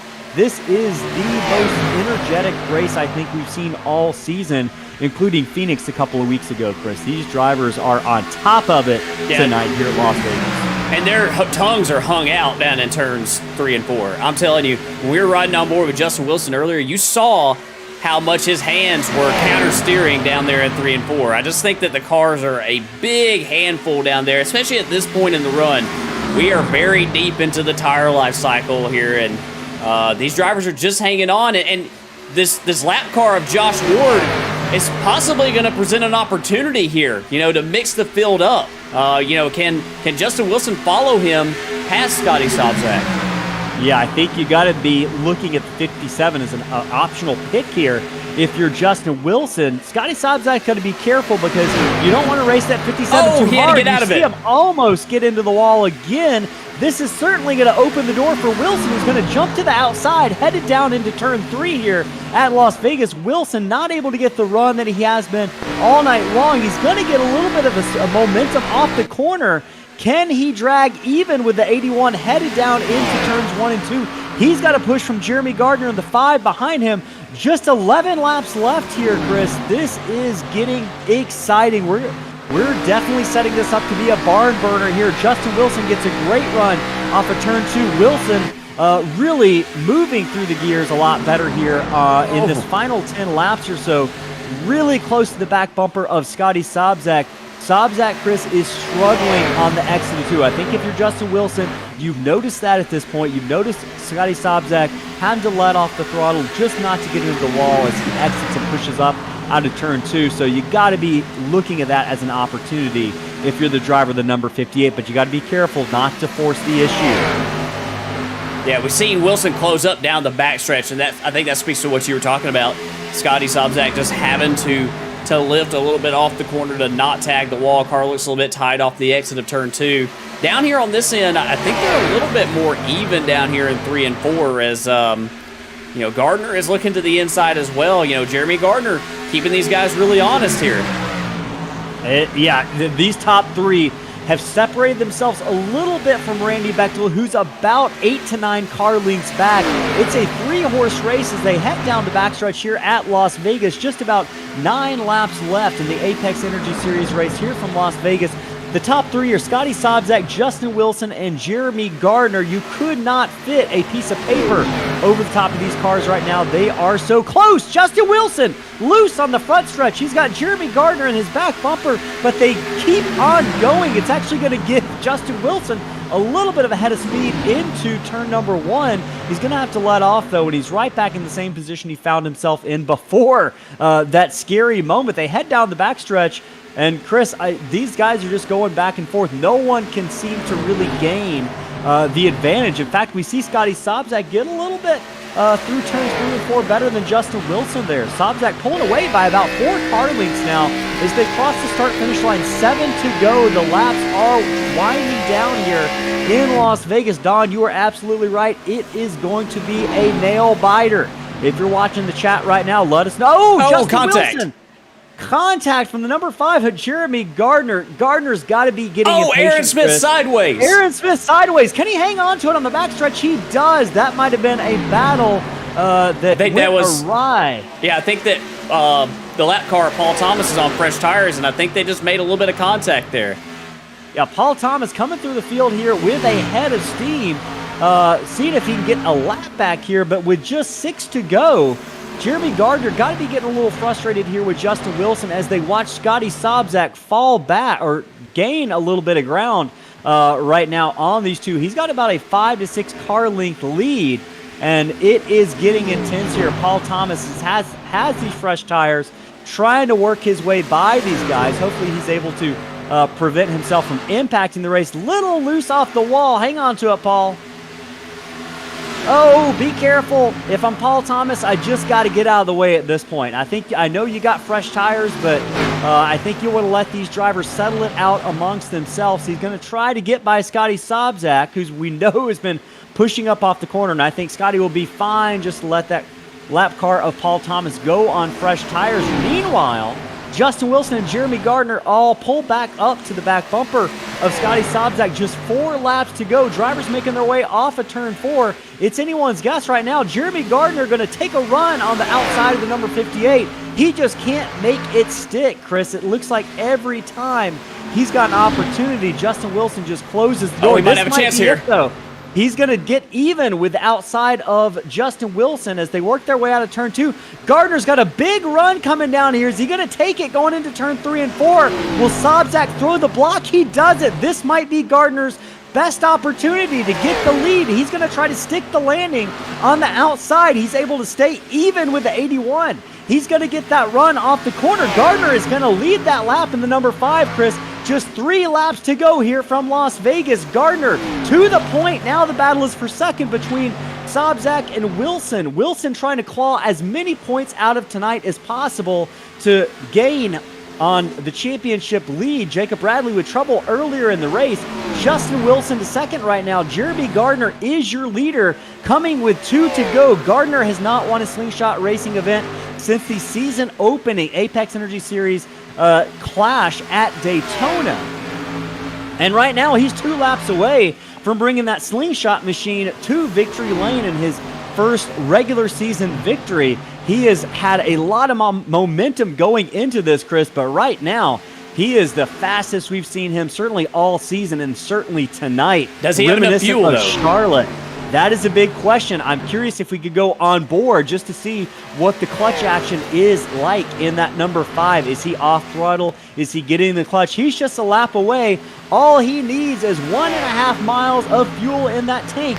If Jeremy Gardner is going to walk away with the win here in Las Vegas, the battle's still raging on for second right now. Gardner gapping by about 10 car lengths. The number 5 down the backstretch. Gardner doesn't look like he's going to be challenged unless it's his fuel tank that plays the spoiler tonight. Gardner through 3. Gardner exiting 4. Jeremy Gardner is going to be your winner here at Las Vegas Motor Speedway. Gardner picked up the first win of the season. Justin Wilson second. Scotty Sobczak is your third place finisher. Wow. We didn't know how that was going to be settled until the final lap. Jeremy Gardner with an upset victory tonight. Started in the 6th position, but he had speed all night long, Chris, and he had it when it mattered most. So congratulations to Jeremy Gardner. We're going to hear from him momentarily. Justin Wilson also with, you didn't get the win if you're Justin Wilson, but I think tonight is a win for Justin Wilson based on the championship momentum that he is going to have. So let's go ahead as we watch Jeremy Gardner burn it down on the front stretch here. We're going to get our drivers into the booth here momentarily. We're going to hear from Scotty Sobczak first. Give me a second to pull him in.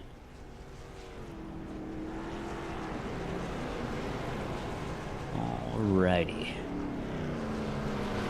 Well, I was going to pull him, and he disappeared on me for a second.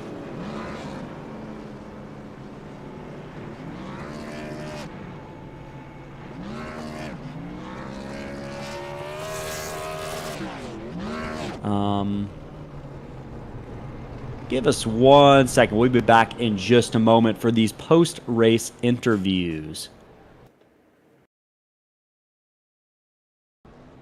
Okay, Scotty Sobczak. This is Ellison Chris in the Slingshot booth. You got a copy?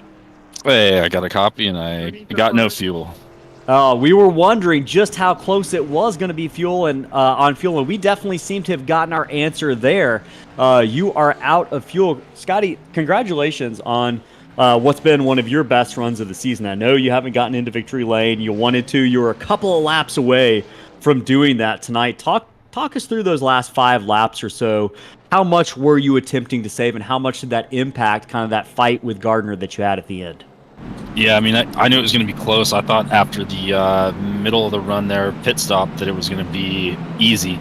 But as we got closer, I realized that it was going to be a problem. So I was monitoring that, trying to back off as much as I could, but it still was barely enough. But I wasn't going to make it if I was full throttle and having to fight those guys. So at some point, I kind of had to give up my hand and let the guys who had a little bit more fuel go by. Otherwise, I wasn't going to finish. I had about a half a lap to save with, 5 laps to go. So did what I had to do to at least salvage and finish here in the top 3. Man, one of the things we were talking about all night long, and this really looked to be the case for you on the exit of turn 2, at least for the last 10 laps, were tires. Talk to us about how you kind of did your best, or what strategies you used to hold on to tires, and how difficult was to drive there towards the end of those runs. Yeah, I mean, you had to get out in front while you could. It's pretty hard to pass here unless you have a big tire differential. And so for me, it was a little bit of backing up the corners, trying to get the car a little bit more on the right rear. And it seemed like the tires are weared out pretty even on that second run, and allowed me to stay in front as much as I possibly could. But yeah, I was just being careful with them and monitoring the guys behind me. And ultimately, if we had another half a gallon, we would have won that race. And well, we wish we could have given you another half a gallon, but you did a yeoman's work with what you had. So congratulations to you on that third place finish. You got any shout outs before we let you go celebrate that podium?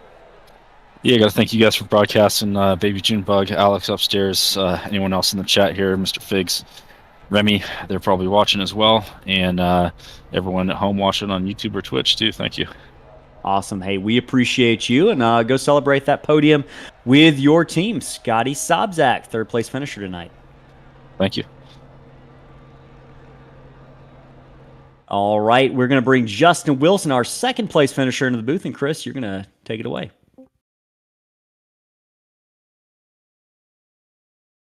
Chris, you got a copy?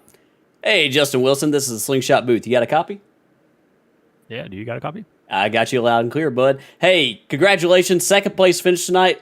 Man, we were riding on board with you there at the end. There's a lot of stuff going on. It looked like saving fuel, clutching it, tire wear, sliding around. Were those last 25 laps just as crazy from your perspective as they were ours? Yeah. We were really close on fuel. I was just barely one lap to the good, so it was a matter of just taking it easy, try to save tires. I was horrible at saving tires tonight. I'm surprised I had a right front tire after those runs. I think they were like 16% and 26% after those runs. I don't even know how I was turning, but it was tough. I had nothing for the 5, man. He was fast all night, just riding behind me, kind of helping me he was actually really keeping me up there because he was pushing me and everything else. So big shout out to him, keeping me up there, and, grats to him. I mean, he was class of the field. Give a shout out to Randy too, because he was fast. I just that caution kind of messed him up, but all in all, good race, and that was actually a good race. Yeah, you had speed all night. Those guys had speed, like you said. There's a few times you saw how close Gardner was to you in the middle of the corners, but he kept it off of you, and you guys raced really clean right there to the end. Got to bring up the points because tonight was a big night for you. Unfortunately, with the situation with Jacob, you're a Dash for Cash driver as well going into Indy next week. How do you view next week? Do you think you have a shot to bring home the $50? Yeah, Indy is actually a pretty decent track for me. I actually run really well there, so I'm actually looking forward to it. I'm not a big fan of the track by no means, but I do run decent there, so should be fun. I'm excited. I know the guys who else in the top 6 here. Yeah, we got some fast guys between Jeremy, Scotty, and Randy, so it should be a pretty good race for that Dash for Cash.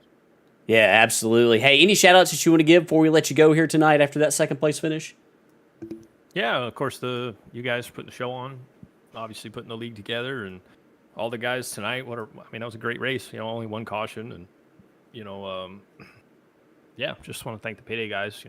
We had a good night tonight.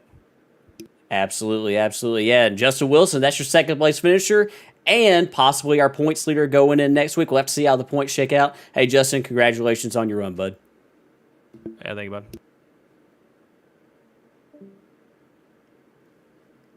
All right, so that was Justin Wilson, second place finisher. Now we're going to bring in the winner tonight, Jeremy Gardner. Jeremy Gardner in the number 5. This is Ellis and Chris in the Slingshot booth. Do you got a copy? Yes, sir. Well, man, congratulations are in store. That was a great finish. You put on a hell of a show at the end of this race tonight. You were fast all night long, but, man, we were looking at the laps ticking by, 15 to go. That number 5 was the fastest car on track, and you just continued to get faster and faster. First question, do you have any fuel left? I can even do but one burnout. I thought it looked like you were struggling out there, so we definitely got our answer. I think several drivers, Scotty Sobczak, who finished third, Justin Wilson also really low on fuel. So you guys did a great job stretching it to the end.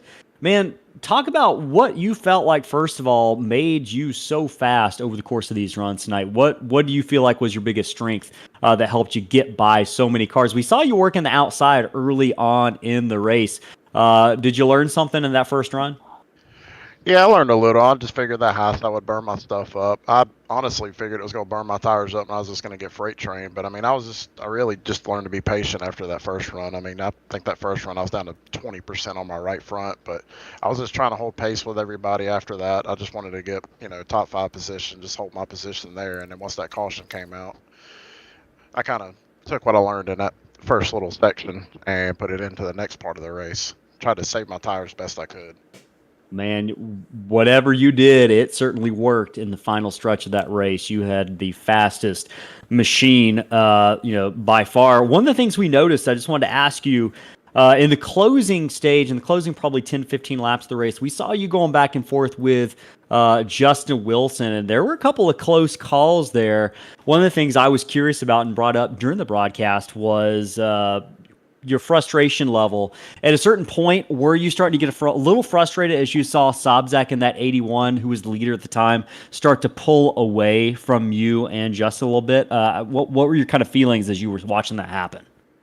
I got worried there for a little bit. Like I said, I was just trying to be patient. I knew my tires were good. The car was still rotating perfectly, so I mean, I couldn't be upset about it. But no, I mean, I was nose to tail with Justin the whole time, trying to just keep it clean. I almost got into his right rear one time because he got tight off of 4, but no, I just tried to keep it clean. I ain't gonna race anybody dirty, but no, I mean, well, I knew if I kept my tires where I needed them, I had a feeling I could pull it off. But I knew with 5 to go, I had to make a move, and I felt like I had the tires to run the high line to be able to make that pass. I wasn't expecting to do that, to be honest with you, but I was kind of shocked when I passed Scotty. I figured that was going to be a hard race right there, but he ran out of gas. I was kind of scared of it too, but I'm kind of thankful I added some fuel on that last pit stop. Man, you did it. You played it perfectly tonight, even though you ran out of fuel there, doing your burnout. Cannot congratulate you enough. We're happy to see you in victory lane. And hey, we don't play favorites, but we do like that paint scheme you got on there tonight, celebrating that number 5 slingshot racing machine. Man, we appreciate you running that scheme. And before we let you go, you got any shout outs? Just y'all for putting on the broadcast. It's one of the best broadcasts out there, and y'all put on a hell of a league. I mean, I've been in multiple leagues, and this by far is probably one of the best ones. There's no drama, a bunch of great guys to run with. So every week it's always fun. Hey, we appreciate you, man, and glad your kitty's doing better as well. So give them a shout out for us, and go celebrate that victory with your team and friends. I appreciate it. Thank y'all. Absolutely, Jeremy Gardner, your winner tonight. Okay, Chris, man, that we said it with 15, 20 laps ago. We had no idea who was going to win this race until the final lap, and that driver crossed the line. Jeremy Gardner, obviously your winner tonight. This race had it all. It had green flag runs. It had comers and goers over the course of those runs. It had several drivers who ran into trouble, including our points leader, Jacob Bradley, and there are going to be championship implications for Jacob Bradley. And I'm looking, Chris, that incident occurred before stage points, so that is going to be a real killer for Jacob Bradley in terms of not getting those stage points. We'll talk about that here shortly, but let's look at your top 10. Jeremy Gardner's your winner. Justin Wilson, second. Scotty Sobczak with a great run, hanging on for third, even though he led with about 5 laps to go.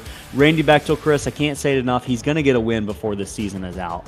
Tonight was a great opportunity, but as his teammate Justin Wilson said, that lap 55 caution really kind of thwarted his overall pit strategy and kind of set him back a little bit. He was just never able to claw his way back up. Chris Pierce's great resiliency to finish in 5th.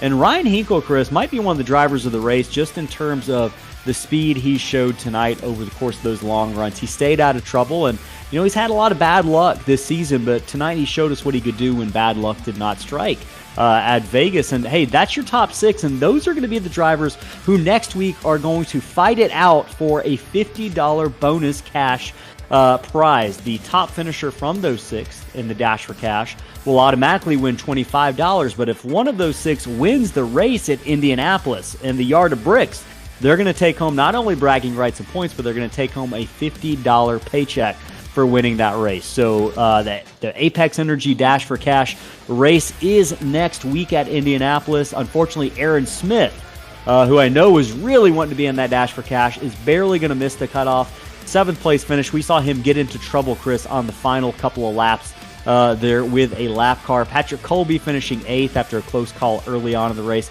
Dan Rowe brought it home 9th. Great finish for him. Rye Jones, I know, probably not going to be happy with 10th, but he got thrown off on pit strategy a little bit tonight. He's going to bring it home in the 10th position. Yeah, a lot of great runs right there. Great stories. You mentioned Ryan Hinkle. In that first run of the race, I thought he had the best long run pace of anybody. So great run from him tonight. Dan Rowe fighting for a 9th place finish. A lot of great stories there in the top 10. You mentioned it, Randy Bechdel in 4th. I agree. I think that he'll get a win before the season's out. I think he showed, a lot of pace tonight. I think he showed that, he's willing to fight for the win, and he got after it early on here. And so I think that these drivers will have to contend with him. As we look through 11 through 20, I feel bad for Jacob Bradley. He did everything that he needed to do tonight. I know he was struggling a little bit on pace, but, he's been lights out all season, and he can recover from that. Yeah, he will recover. I think it certainly tightens the championship battle up, but by no means is it like a nail in the coffin. He's still probably going to be the points leader. It's going to be close, but he's got some good races coming up. We've seen him be good at Indianapolis before. He is certainly still, I think, the favorite to win this championship. Just kind of took a bit of a setback tonight, if you will, for Jacob Bradley. So Matt Kuntz, really great job in the 13, finishing 11th. His teammate Nick DeCesare, this is kind of two, I think, back-to-back times they finished right next to each other around the top 10 or right outside of it. Hey, Chris, the name of the race did not prove to be true tonight because Scott Tompkins in that number 25 did indeed finish the race, despite this race being the Scott Tompkins can't finish 150. He does finish in 13th. Proved him wrong. Steve McDonald proved him wrong. Steve McDonald, his 3D1M teammate in that Pawlacki number 6 is going to finish 14th. Lee Campbell, steady hand. Lee Campbell is what we're going to start calling him. He finishes in the 15th position. James Ledford, who we've seen have some really good runs in our Super Speedway Classic Series. We'll talk about that in a minute. Finished 16th. Josh Ward, I know, had some speed, but had some pit strategy calls kind of not work out in his favor late in the race. Evan Pienta falls in that same category. James Danforth as well. And Johnny Rapp, who we just didn't see the speed from Johnny that we're used to seeing tonight at that Mission Barbecue Dodge. I know he'll be excited to be at Indianapolis next week. We've seen him run really well there. So Johnny's going to look to rebound after a 20th place finish tonight. 21st through 30th, several drivers who had issues over the course of the race. Sean Johnson, Tony Caputo kind of had a quiet night, but Caputo walks away with a 22nd place finish. Jacob Chase, some pit strategy affected him late on in the run, going to finish 23rd. Chris, Patrick Piper, I think, is the disappointment for me, not in terms of being disappointed with him, but being disappointed for him.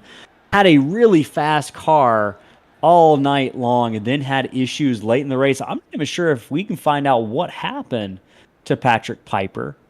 Yeah, I think, did he get caught up in that lap number 55 incident? Was he kind of a tertiary car in that incident? No, I think Chase Berry was involved. That's in right, that. 17. Yeah, I think that Patrick, I don't know if he had other issues he might have, so I don't want to speculate too much. One thing I saw, though, was like he had that speed, but it seemed like late in the run, the car almost fell off a cliff. Like those last few laps of the run, he really struggled to keep the rear tires on it. So, like I said, I don't want to speculate. I don't know if that was the issue here. But, yeah, he ran faster than that tonight for sure. And I know that he'll be looking to rebound next week at Indy. Yeah, Chase Berry, I know, is probably going to be disappointed with that 26th. He did not have the speed all night long. Wesley Pistol, we mentioned, had a good run going inside the top 10, but when he and leader Jacob Bradley got into it on lap number 55, it sent both of those cars behind pit wall. Paul Thomas, working his way up through the field late in the race on fresh tires, finishes a lap down, but he's going to finish in the 28th position. Kyle Dewey had a good run going early on, but he had issues, going to finish in the 29th position. Brandon Waldrop, 30th. Suggs, 31st. Bradley, our points leader, we mentioned that lap 55 wreck, takes him all the way back to 32nd. Patrick O'Toole is last place tonight. Chris, man, this race had all the trappings of a great race. It had pit strategy, it had fuel strategy, it had major storylines with that wreck on lap 55 between Wesley Pistol and points leader Jacob Bradley. It had great passing all night, and best of yet, it had a great finish with the leader being passed with just less than 5 laps to go. Jeremy Gardner kind of closing in on that win in the final few laps of the race. So if this race is any indication of what Indy might be, hopefully we can channel this energy and excitement into that Dash for Cash payout race next week at Indianapolis. Hey, but if you haven't had enough slingshot racing action this week, you can tune in tomorrow night at the same time on the same channel for the Super Speedway Fall Classic Series, in which several drivers are going to take the next-gen cars to Atlanta. It's the 4th out of 5 races in the Super Speedway Fall Classic Series, in which we test drivers' Super Speedway racing abilities. 5 different cars, 5 different tracks. Atlanta is our final stop before Thanksgiving, and then into the championship race at Daytona. 70 laps at Atlanta. It is going to be an exciting race. We saw Michigan with a 3-wide finish for the win, Chris. Atlanta is going to be just as crazy tomorrow night at 8:30 Eastern Time. Tune in for some great racing action. If you're watching this live or if you're tuning in to the replay, go ahead, hit that like button. Give us a thumbs up if you enjoyed the race, if you enjoyed the finish. Hit the subscribe button. Send your friends our way just to continue to get as many eyes on your favorite drivers as possible. And we absolutely cannot say thank you enough for all the fans who tuned in tonight. Chris, any words of wisdom before we shut her down for tonight?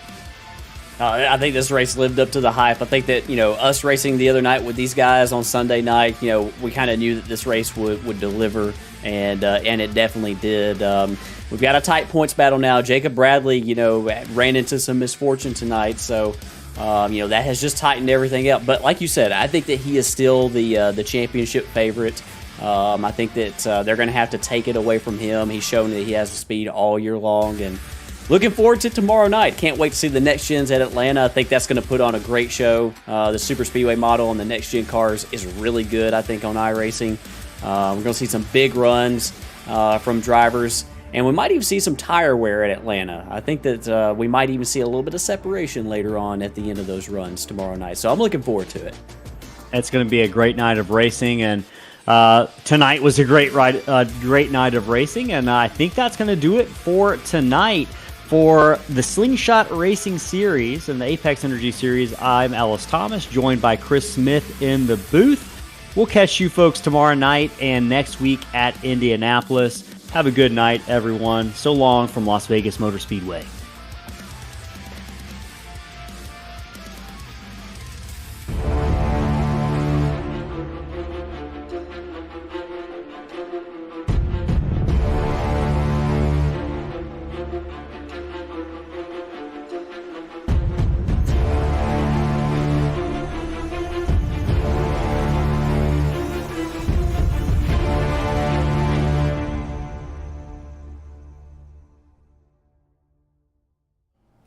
Are you looking for high-quality, affordable sim racing paint schemes and graphics?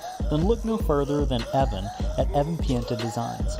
Driven by speed, Evan Pienta Designs offers a multitude of sim racing graphics, from liveries to social media graphics to team and series logos. To see some of the work done by Evan, or even race one of the public liveries he's made, head on over to tradingpaints.com and search Evan Pienta.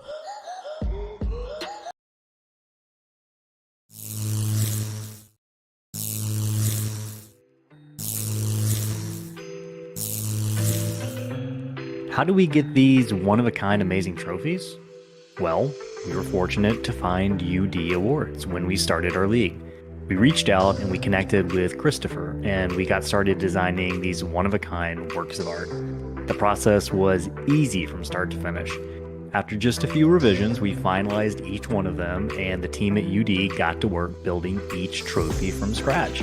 They're a small team, but they've got the ability to do just about anything your brain can imagine.